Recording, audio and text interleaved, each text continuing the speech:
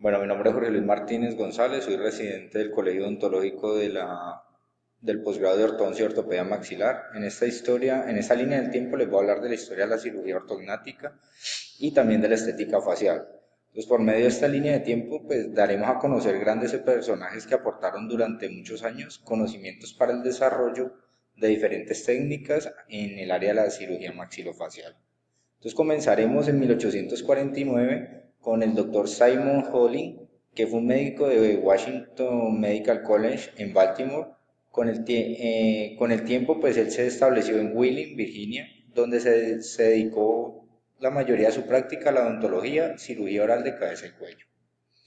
Entonces seguiremos en 1849 con Hulingen, quien informó un caso de corrección quirúrgica de una deformidad prognática mandibular con una mordida abierta que se había desarrollado en una paciente de 20 años. En 1868 el doctor David Williams fue el primero en realizar un procedimiento de maxilar descrito. Se conoce hoy como una osteotomía o un LeFor 1, que parece haber sido realizado en esta fecha por el cirujano estadounidense David Williams. Ya en el año 1897, el cirujano o el doctor Paul Berger realizó en Francia la primera condilectomía bilateral que fue registrada para corregir el prognatismo mandibular. En 1897, Bill Roy Clay realizó la primera recesión doble de mandíbula en el mismo paciente, que era esencialmente una osteotomía bilateral del cuerpo mandibular a través de un enfoque realizado desde la parte extraoral y con un paralelismo.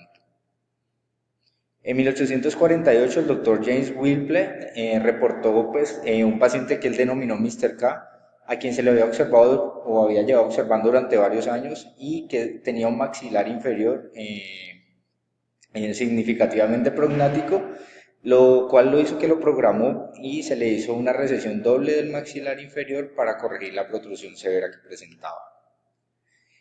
En los años 1900, Rodríguez Ottolenghi, destacado dentista y ortodoncista estadounidense, fue una de las personas que criticó la férula de Angle y él sugirió que debería haber sido utilizada una sola plantilla con los dientes cementados a una férula después de la osteotomía. Ya en el año 1901, el doctor René Lefort, quien era un cirujano francés, registró la clasificación Lefort y realizó algunos experimentos en unos cráneos de cadáveres, los cuales estaban intactos, y realizó unas pruebas desde diferentes direcciones y diferentes magnitudes para dar la clasificación.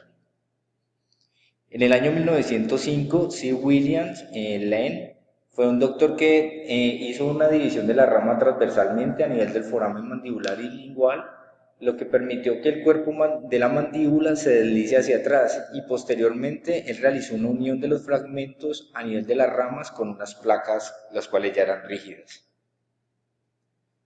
En 1906, Anton von Schlettberg, profesor de cirugía en Viena, y el cual sugirió realizar una osteotomía por pasos para aumentar el área de la superficie de contacto.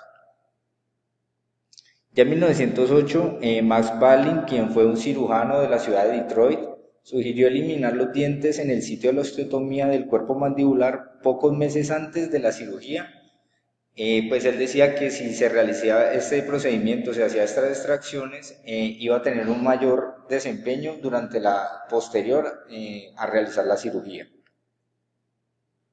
Ya en 1914, Sir Harold, quien es denominado como el padre de la cirugía plástica, pues ya que en esta época que estaban en la Primera Guerra Mundial, tuvo que hacer muchas intervenciones en aquellos pilotos los cuales sufrían accidentes pues en combate y presentaban muchas laceraciones, muchas quemaduras a nivel de los tejidos blandos y fracturas, y entonces él hizo como una unidad, ¿sí? Muy estructurada, donde su equipo de trabajo incluía odontólogos, médicos, radiólogos, técnicos dentales, artistas, y él denominaba que por su interés del arte, que era como un pilar para la estética facial y la reconstrucción facial. En 1917, Johansen dio como un avance a la evolución de la cirugía ortognática, pues fue como quien dio la introducción y la aplicación de la fijación rígida y semirrígida entre los segmentos a los cuales se le había realizado las cirugías. En 1917 también Thomas Aller describe la eliminación de una cuña ósea a través de un enfoque intraoral. Él señaló que la ubicación de aros en varios dientes en cada lado era la mejor fijación para mantener una buena oclusión después de la cirugía. En 1920, Gunther Koch, él realiza la primera osteotomía maxilar llevándola a cabo pues, para poder corregir una maloclusión la cual presentaba el paciente. Ya en 1922, Alexander Lindbergh realizó una osteotomía vertical oblicua a la rama ascendente utilizando un abordaje extraoral para cerrar la mordida abierta anterior en un paciente, concluyendo que la realizaba desde la parte exterior, ya que pensaba que haciendo el abordaje intraoral iba a tener mayores repercusiones y mayores cantidades de infección. Ya en 1931 el doctor Herbert fue quien desarrolló el cefalostato y la radiografía cefalométrica, lo cual pues dio como un primer avance para tener un mejor diagnóstico y poder desarrollar mejores tratamientos. Luego este aparato fue modificado y mejorado por el doctor Broden en unos años más tarde. En 1936, Hofer describió una osteotomía subapical mandibular para avanzar el segmento dentoalveolar anterior labial. Pero en 1940 el doctor Gillies, él reabrió unas fracturas de un tipo de fractura tipo 3, de un Lefort tipo 3, el cual había sufrido un piloto, ¿sí? de la Primera Guerra Mundial, y el cual él reabrió estas fracturas como un año más tarde y colocó una tracción en todo el segmento facial usando unas poleas de peso. Él describió que este tipo de fracturas era dividir totalmente la parte anterior facial para poder realizar modificaciones.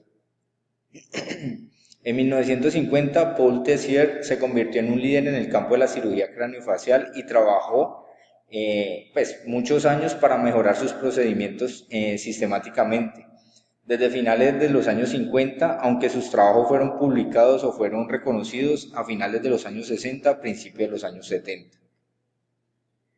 Ya en 1954, Jack Caldwell y Gordon Letterman, ambos doctores, realizaron osteotomías verticales de la rama mandibular utilizada para retroducir la mandíbula en casos de prognatismo mandibular severo. En 1956, John Herbert Howell, cirujano oral y ortodoncista en el Royal Dental and Street Thomas Hospital de Londres, sugirió el uso de unas virutas de hueso esponjoso de la cresta ilíaca para promover la unión ósea después de las cirugías. En 1959, Heinrich Kohl sugirió una modificación de la osteotomía subapical, pues que ya habían realizado años atrás, usando una incisión vestibular para tener una preservación de los nervios mentales. Se realizó una osteotomía horizontal a una altura de 10 milímetros por debajo de los ápices de los incisivos. Basarat Hovens propuso realizar la reducción de la rama con una osteotomía horizontal en 1960.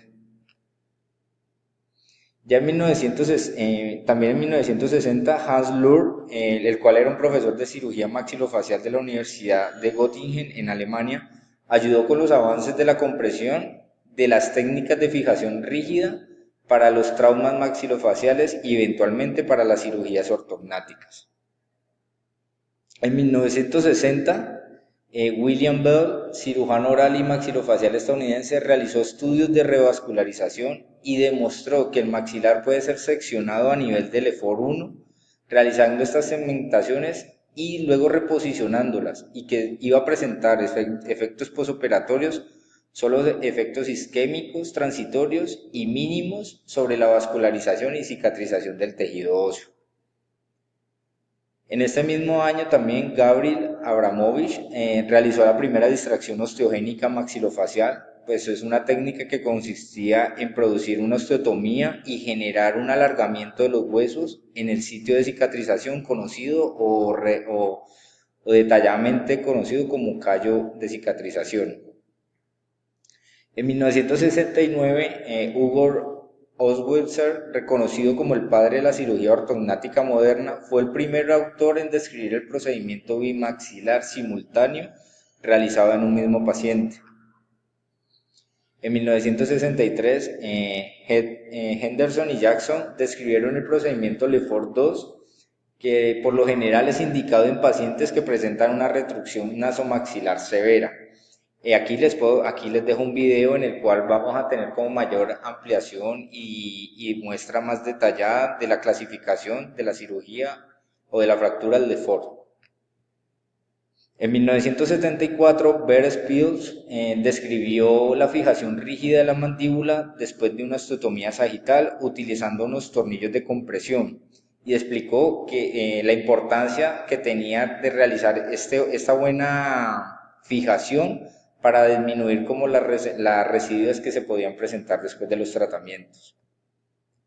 Ya en el año 1978, el doctor Fernando Ortiz Monasterio, el cual era un cirujano plástico mexicano, describió la osteotomía frontofacial en un sistema de monobloque, el cual iba a permitir el avance de todo el marco orbitario y la cara media en una sola pieza, lo cual denominó monobloque, en los niños, más que todo en niños adolescentes, donde él explicaba que al realizar este procedimiento el tamaño de la órbita iba a variar y la presencia del tamaño de unos ojos muy grandes podría verse reducida y modificada por este tipo de cirugía.